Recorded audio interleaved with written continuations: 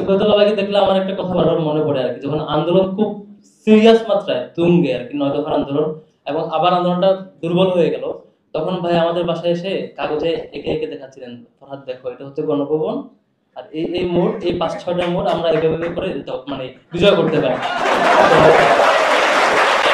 এটা হচ্ছে কাগজটা আমি এখন সংরক্ষণে রেখেছি আমার কাছে, আমি খুব সযত্নে রেখেছি কাগজটা, যেখানে ভাই গণভবন আঁকলেন এবং তার পাশে দূরে দূরে কয়টা মোড়, কয়টা রাস্তা, কিভাবে কিভাবে এটাতে সাধারণ জনগণ নিয়ে ঢোকা যেতে পারে, এরকম প্ল্যান করছিলেন।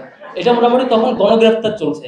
আমি ভাইকে বলতাম যে ভাই সম্ভবত এই যাত্রা এটা হচ্ছে না, আর একটু অপেক্ষা রাখতে পারে।